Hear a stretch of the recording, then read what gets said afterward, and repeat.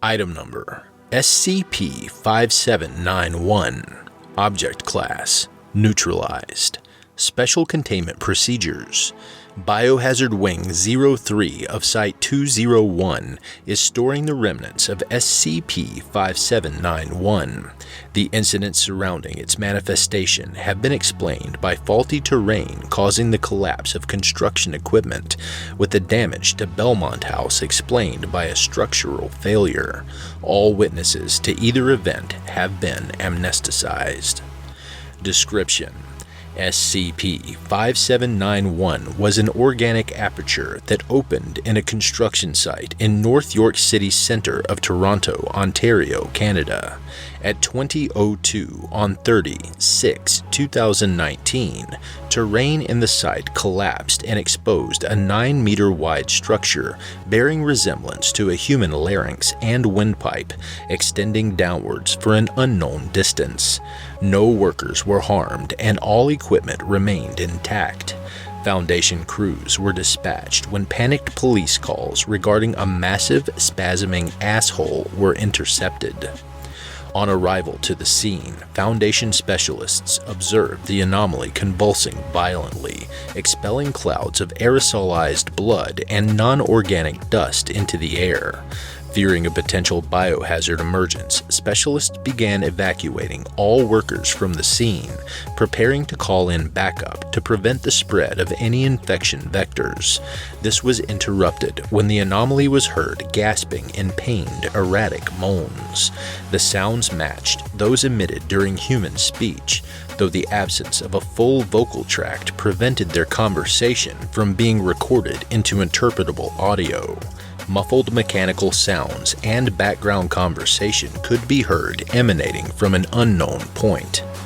Moments later, the anomaly convulsed with enough force to destabilize the entire construction site. Damage to a crane boom's lattice caused the machine to buckle onto the main entrance, and cracks in the site's foundation caused the area to sink downwards, forming an emergent sinkhole centered on SCP-5791. Clouds were expelled throughout these events, slicking the terrain in enough viscera that climbing out became an impossibility. One worker, Sylvain Berger, entered a roller for shelter, but the collapsing ground under the vehicle sent it tumbling into the anomaly. Reinforcements were called in. At 20:45, the convulsions ceased. Lacerations formed along the anomaly's interior, and the aperture collapsed inwards. Dirt and debris quickly spilled in to bury the anomaly. Shortly thereafter, an emergency call was intercepted from the Belmont House retirement home. According to the caller, a roller had burst from the body of a resident. The resident in question was retired heavy machinery operator Costa Walker, whose body had been laterally eviscerated after the vehicle exited the side of his torso. Two staffers supervising Walker were killed as the vehicle collided through a wall, scattering debris, and came to rest in the building courtyard, with the previous impacts causing further structural damage. Berger, having only suffered chest fractures and arm injuries, survived the event. The background conversation heard from SCP-5791 was presumably from the two staffers in question, with the mechanical sound being from Walker's ventilator.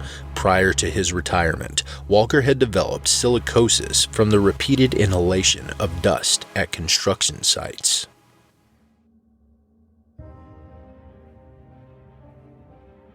Thank you for listening to this podcast. If you like what you hear, head over to my Patreon at patreon.com/Kelsey Narrates and help support me by becoming a patron for as little as $3 a month. I'm not going to get rich doing this, but it does take money to keep a podcast running. All patrons get early access to every episode I publish. I don't have the talent it takes to write a skip. All I do is read. Original authors make this podcast possible, so credit to the original author. There are links in the description. Show them some love as well. Consider becoming a member of the SCP Wiki, upvote their work, and maybe write a skip of your own. Maybe I'll read it here someday. You never know if you never try.